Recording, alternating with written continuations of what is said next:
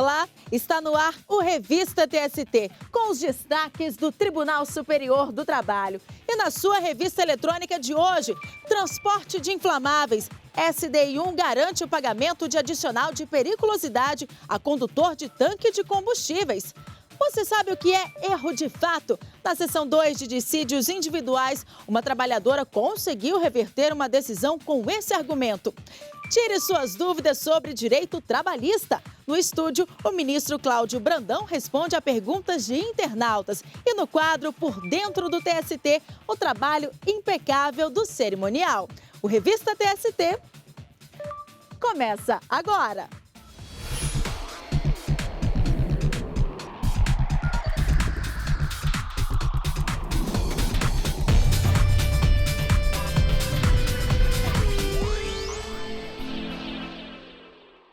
Quais os requisitos necessários para que um trabalhador que transporta material inflamável receba o adicional de periculosidade? Essa pergunta motivou um extenso debate na seção 1 de dissídios individuais, responsável por uniformizar a jurisprudência trabalhista. Veja como foi o julgamento. A norma regulamentadora número 16 do Ministério do Trabalho e Emprego cita que o transporte de inflamáveis em caminhões com capacidade superior a 200 litros para inflamáveis líquidos e 135 quilos para inflamáveis gasosos é perigoso. Por causa disso, os motoristas que fazem um transporte acima da quantidade estabelecida na norma têm direito ao adicional de periculosidade de 30% sobre o salário. A NR16 é clara com relação ao tipo de tanque de combustível. O direito ao adicional de periculosidade para o transporte é baseado na quantidade de inflamável que está no tanque principal. Só que alguns caminhões têm um tanque extra. O problema é que a NR16 não considera a quantidade de combustível neste tanque extra para o efeito da norma, principalmente quando ele é utilizado para o consumo do próprio veículo. Por não ter sido reconhecido o direito ao adicional de periculosidade nas primeiras instâncias da Justiça do Trabalho do Mato Grosso e na sexta turma do Tribunal Superior do Trabalho, um motorista de carga de inflamáveis recorreu à seção 1 de dissídios individuais do TST. No processo analisado pelos ministros, o argumento do motorista de que, além do tanque principal com 750 litros de combustível, eram transportados mais 510 litros em um tanque extra, motivou um longo debate. De acordo com o trabalhador, o compartimento ficava atrás da cabine do motorista, o que implicava elevado risco de explosão e incêndio no caso de colisão e tombamento. Mas a perícia realizada concluiu que o autor não trabalhava em condições caracterizadas como de risco acentuado por norma, pelo fato do combustível transportado no tanque extra ter por finalidade única o consumo próprio do veículo. O relator do caso na SDI1, ministro João Oreste Dallazen, votou pela concessão do adicional de periculosidade por transporte de conteúdo inflamável superior ao estabelecido na NR16. O autor, no exercício da função de motorista de caminhão, transportava cerca de 1.250 litros de combustível inflamável, somadas as quantidades presentes no tanque principal e no suplementar. Parece-me que o empregado estava submetido, data vênia, a um risco acentuado de a sua incolumidade física. Mas, ao abrir divergência, o ministro Aloysio Corrêa da Veiga argumentou que os 500 litros no tanque extra não podem ser enquadrados como de risco acentuado, pelo fato da instalação do tanque suplementar no caminhão ter sido autorizada pelo Detran para o consumo do próprio veículo. Não há o contato permanente com o material perigoso. Na realidade, o tanque fechado de combustível não dá esse contato. Diferentemente do abastecimento, de ter que abastecer, enfim. Os ministros que seguiram a divergência acrescentaram que, neste caso, o risco do caminhão é o mesmo de outros veículos que possuem um compartimento principal. Este tanque suplementar foi inserido na capacidade original do veículo. E esta particularidade afastaria a premissa do transporte de inflamáveis. Ele só fazia a abertura de uma válvula para a transferência desse combustível, mas para consumo do próprio veículo. Já os ministros que seguiram o voto do relator concluíram que, além da grande quantidade de inflamáveis transportada no caminhão, o motorista tem direito ao adicional também pelo fato do compartimento do tanque extra ter sido transportado separado do tanque principal de combustível do veículo. Isso se equipara a transporte de inflamável e não mais para consumo próprio. Afasta a incidência da exceção do item 16.6.1. Ou seja, o risco é maior do que se houvesse o transporte num único tanque. Pelo fato do tanque reserva ou suplementar ter 500 litros e exigir uma operação do motorista para a transferência, embora seja só uma válvula. Nesse momento, a atividade se torna periculosa com todas as vênias. Seguiram a divergência aberta pelo ministro Aloysio Corrêa da Veiga pelo não pagamento do adicional de periculosidade, o presidente do TST, ministro Barros Levenhagen, os ministros Renato Paiva, Guilherme Caputo Bastos, Alexandre Agra Belmonte e Augusto César de Carvalho. Votaram pelo pagamento do adicional o relator, ministro João Oreste Dallazen, os ministros Márcio Eurico Vitral Amaro, Valmir Oliveira da Costa, José Roberto Freire Pimenta, Hugo Schorman e Cláudio Brandão. Por maioria dos votos, a SDI1 aceitou o pedido de pagamento do adicional de periculosidade e a condenação da empresa no valor de R$ 80 mil ao trabalhador. E os julgamentos da Seção 1 de dissídios individuais do TST ocorrem às quintas-feiras a partir das 9 horas da manhã. E as sessões podem ser acompanhadas ao vivo pela internet. Basta acessar o site do tribunal e clicar no link Sessões ao Vivo. E teve o julgamento de destaque na Seção 2 de dissídios individuais do TST. Eu vou conversar agora com a repórter Gisele Mourão, que acompanhou os trabalhos e traz mais informações para a gente. Olá, Gisele, tudo bem? Então, qual é este caso de destaque? Olá, Ana. Eu trago um caso julgado pela SDI2 que envolve uma trabalhadora, a Losango Promoção de Vendas e o Banco HSBC. A empregada, que queria ser enquadrada na categoria dos financiários, teve o pedido aceito pelo Tribunal Regional do Trabalho de Minas Gerais, que também concedeu as verbas decorrentes. Mas quando o processo chegou ao TST, a 8ª turma tratou o caso como equiparação à categoria dos bancários, concedendo apenas o direito à jornada de 6 horas. Mas na SDI 2 ficou caracterizado erro de fato na ação. Mas o que seria erro de fato, Gisele? Erro de fato, Ana, é quando existe um fato que não corresponde à realidade do processo. Um novo entendimento que não havia sido tratado anteriormente. O erro de fato tem por objetivo anular uma decisão anterior, da qual não cabe mais recurso. Mas é importante lembrar, um erro de interpretação não é suficiente para ser caracterizado erro de fato. Tá certo, Gisele. Muito obrigada pelas informações. Bom, e a gente acompanha agora os detalhes do caso. Na SDI 2, a ministra relatora, Adelaide Miranda Arantes, explicou que houve erro de fato no caso, uma vez que as decisões anteriores em nenhum momento reconheceram vantagens relativas aos bancários. O regional, ao negar provimento ao recurso ordinário interposto pela reclamada e afastar a contrariedade à súmula 55 do TST, confirmou expressamente o acerto da sentença em, aspas, determinar o correto enquadramento sindical da recorrida, garantindo-lhe os benefícios inerentes à categoria dos financiários, fecho aspas. Erro de fato configurado, visto que na decisão rescindenda partiu-se da premissa contrária aos termos do acordo proferido pelo regional. O ministro revisor Douglas Alencar Rodrigues também acompanhou o voto da relatora. O presidente do TST, ministro Barros Levenhagen, abriu divergência. O erro de fato tem que ser extraído da decisão rescindenda, ou seja, a decisão da turma do TST e não o confronto com a decisão do regional. Isso não é erro de fato. Isso, na realidade, é uma revisão de fatos que aparentemente são contraditórios. E isso não é motivo de rescindibilidade. Mas, por maioria de votos, vencido o presidente do TST, ministro Barros Levenhagen, os ministros entenderam que houve erro de fato no caso e o recurso da trabalhadora foi aceito. Agora ela vai ser enquadrada como financiária. E daqui a pouco, aqui no Revista TST, uma entrevista no estúdio com o ministro Cláudio Brandão. Ele tira dúvidas dos internautas sobre os direitos do trabalhador.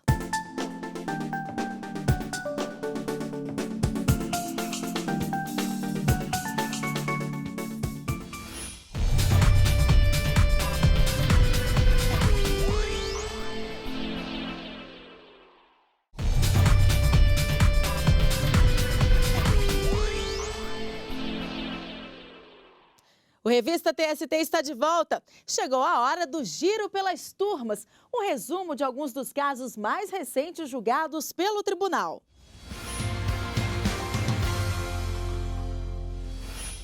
E vamos começar o nosso giro pela sexta turma do TST, que condenou a companhia Piratininga de Força e Luz a pagar adicional de periculosidade de 30% a um vigilante que fazia ronda embaixo de uma linha de alta tensão.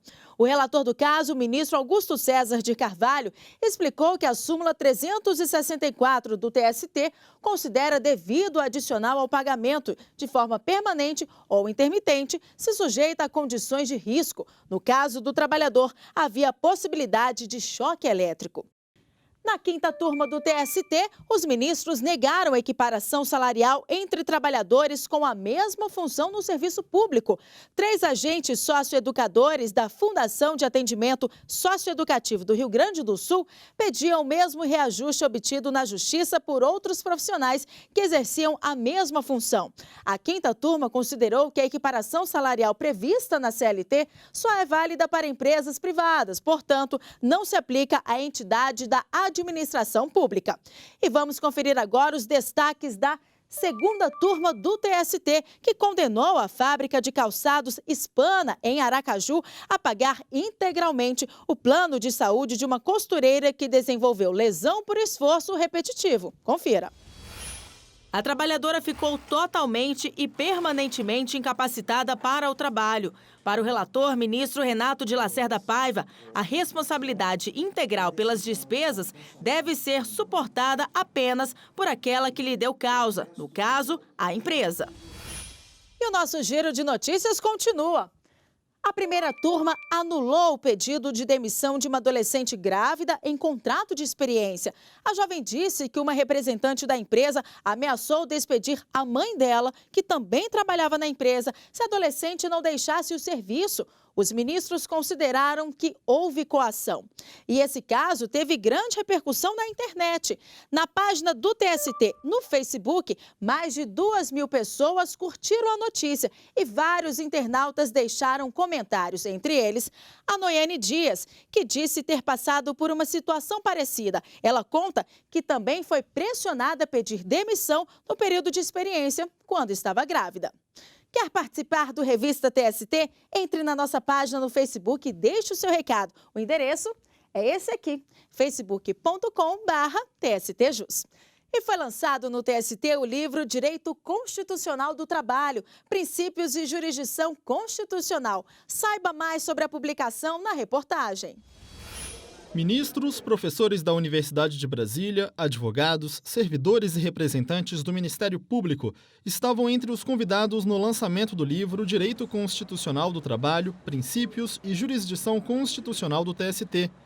Na abertura, o ministro José Roberto Freire Pimenta, um dos coordenadores da publicação, parabenizou os servidores que foram coautores na obra. Agradeço ainda, não menos importante, o registro, aos caros servidores deste tribunal que são igualmente coautores da presente obra e que desse modo começaram com o pé direito suas carreiras acadêmicas em paralelo às suas já brilhantes trajetórias funcionais. Maria Helena, que é servidora do TST, fez o curso de especialização em Direito Constitucional do Trabalho e teve o artigo jurídico selecionado para integrar a publicação. Eu estou bem feliz, bastante feliz pelo reconhecimento e pela oportunidade que está sendo dada para a gente de mostrar um trabalho, uma conclusão de um trabalho, de um esforço de 2 anos. Ela fez parte de uma turma de 60 servidores do tribunal que participaram do curso de especialização em Direito Constitucional do Trabalho e se formaram em março deste ano, a partir de uma parceria com a Universidade de Brasília.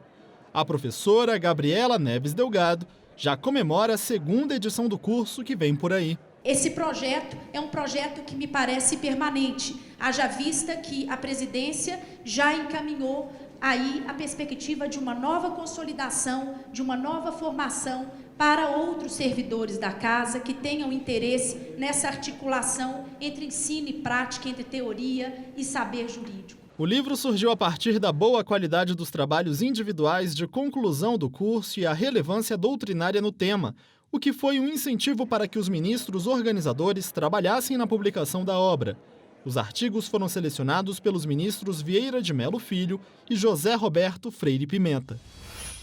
E hoje aqui no estúdio eu recebo o ministro Cláudio Brandão. Ele é o nosso convidado para responder dúvidas enviadas pelos internautas para a página do Tribunal no Facebook. Olá, ministro, seja muito bem-vindo e obrigado por ter aceito o nosso convite. Obrigado a vocês. Vamos conferir aqui uma pergunta, ministro, que foi enviada pela Marcela Silva. Olha só. Ela quer saber qual a base de cálculo das verbas rescisórias no caso de uma demissão sem justa causa. Ela disse que o sindicato não soube responder se seria em cima do salário base ou se uma eventual função de confiança entraria na conta. Marcela, as parcelas rescisórias elas são calculadas com base na maior remuneração que o empregado recebeu. E se é salário fixo, claro que isso é fácil considerar, que é o último que ele recebeu, incluindo gratificação decorrente de função de confiança. Se houver salário variável, a exemplo de parcelas com horas extraordinárias, comissão, se faz uma média do que ele recebeu nos últimos 12 meses e esta média servirá de cálculo para as parcelas rescisórias. Bom, ministro, a gente recebeu muitas dúvidas também relacionadas a atestados médicos. Vamos começar agora, então, com esse tema. A pergunta agora é da Mariana Coelho. Vamos jogar ali na tela.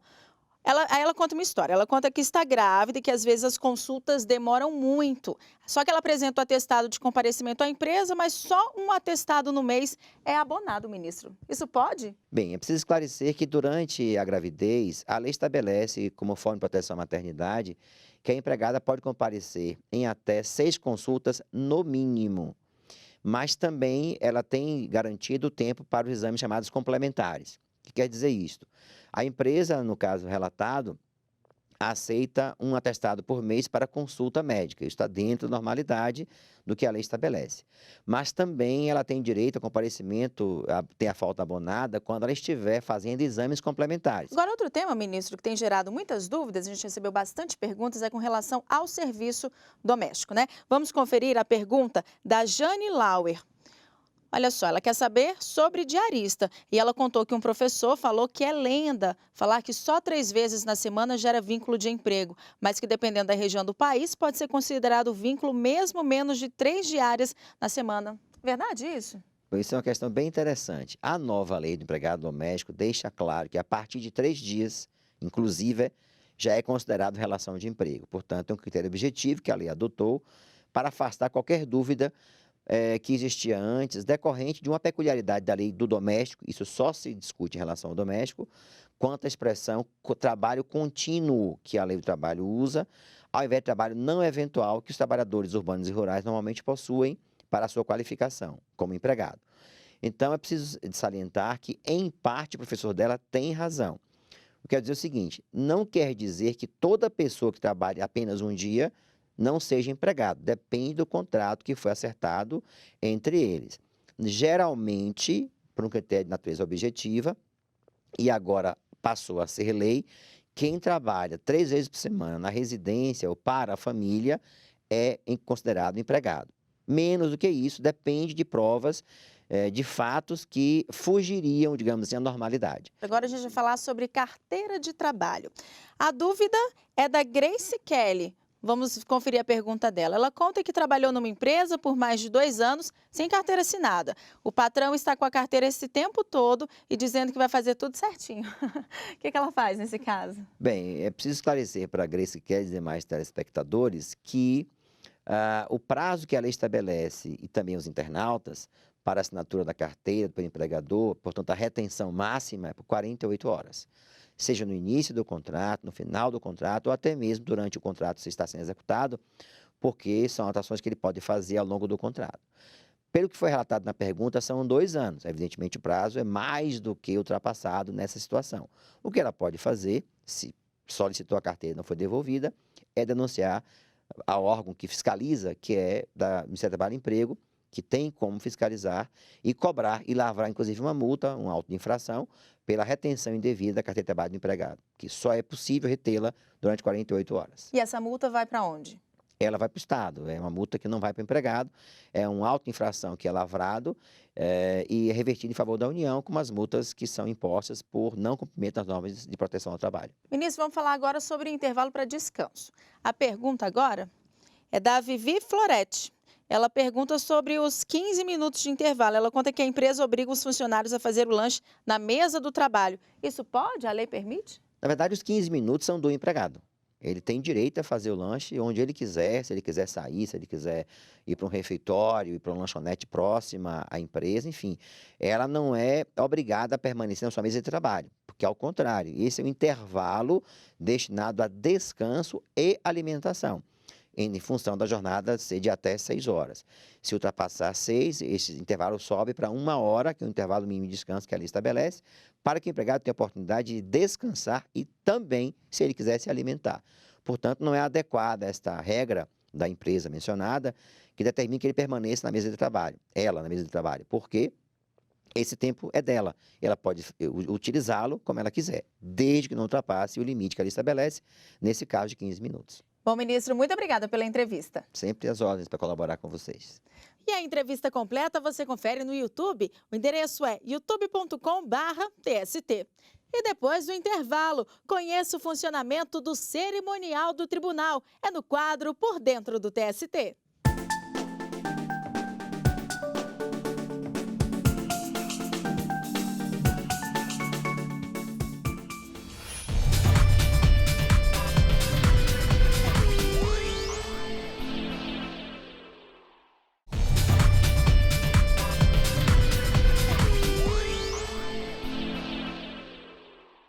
Voltamos com o Revista TST e veja agora outras notícias de destaque na Justiça do Trabalho.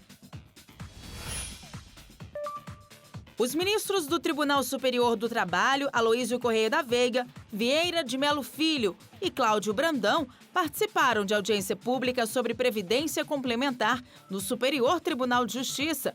Muitas das teses discutidas pelo STJ foram baseadas na consolidação das leis do trabalho e em súmulas do TST. A Escola Nacional de Formação e Aperfeiçoamento de Magistrados do Trabalho realizou o primeiro curso de formação continuada em estratégias de investigação patrimonial em execução trabalhista. Durante 3 dias, magistrados discutiram técnicas que auxiliam na identificação de fraudes na fase em que as verbas trabalhistas devem ser pagas. O Corregedor-Geral da Justiça do Trabalho, ministro Brito Pereira, realizou correição ordinária no Tribunal Regional do Trabalho da 19ª Região, em Alagoas. Durante 5 dias, foram avaliados os serviços judiciais e administrativos do TRT. Momento histórico. Após mais de 10 anos de disputa judicial, o TRT da 2ª Região em São Paulo entregou no último dia 3 o primeiro alvará de liberação de crédito a ex-empregados da extinta VASP, falida há 7 anos. Autores de 619 processos foram indenizados nesse primeiro lote, de quase 40 milhões de reais. Na cerimônia simbólica de entrega do alvará, o presidente do TST, ministro Barros Levenhagen, foi representado pelo coordenador da Comissão Nacional de Efetividade da Execução Trabalhista, juiz Homero Batista. Hora de conhecer um pouco mais do Tribunal Superior do Trabalho.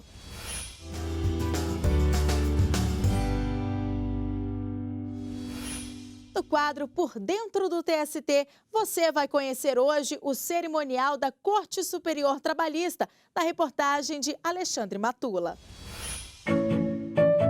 A assessoria de cerimonial do TST atende ao ministro, presidente e demais ministros em compromissos oficiais, comendas, fotos de autoridades e uma equipe de 12 servidores que tem a atribuição de se apresentar, digamos, como cartão de visitas do Tribunal Superior do Trabalho. A equipe do cerimonial hoje está treinada para esse trabalho.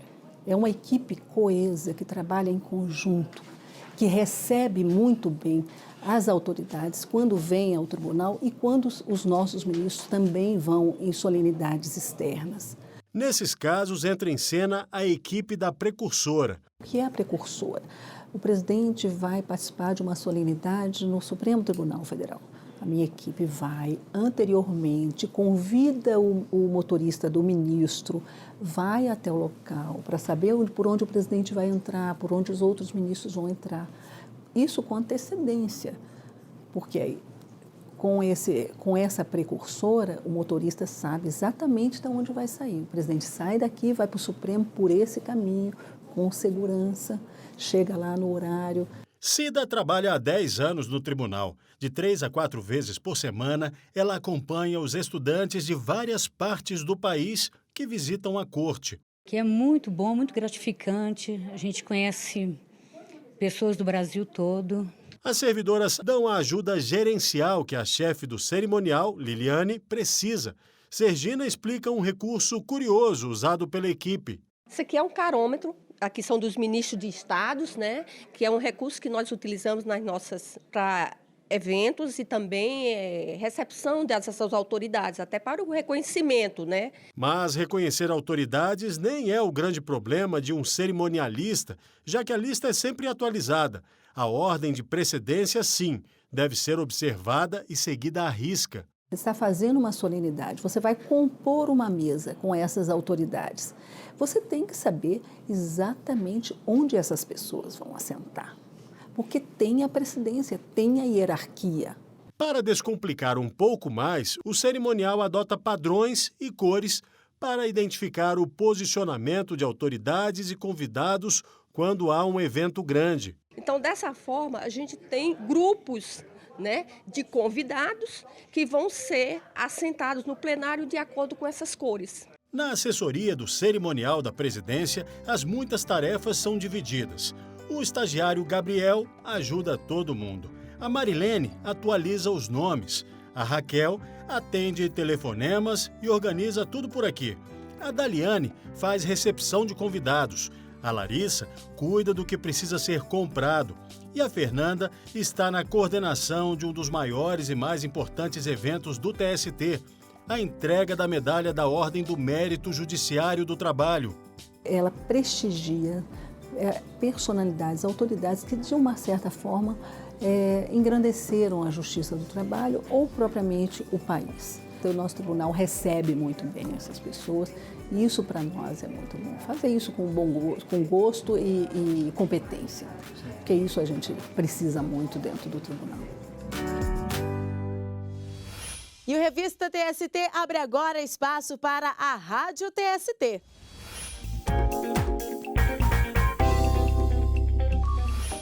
E eu converso com a Priscila Peixoto, apresentadora do Trabalho e Justiça, o programa de rádio do TST.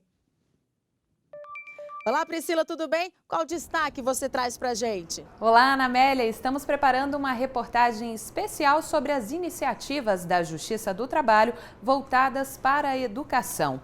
Em um desses projetos, juízes vão até as escolas tirar dúvidas sobre os direitos de todo trabalhador, além de promoverem ações contra as formas degradantes de trabalho. Tudo isso e outras curiosidades você acompanha no Trabalho e Justiça, às 10h50 da manhã, de segunda a sexta, na Rádio Justiça e também no site do TST. É com você, Ana. Tá bom, Priscila. Muito obrigada pelas informações e bom trabalho aí para vocês. E o Revista TST chegou ao fim, mas você continua acompanhando as notícias do Tribunal Superior do Trabalho pela internet, redes sociais e também pelo aplicativo do Tribunal. Obrigada pela companhia e até o próximo programa. Tchau!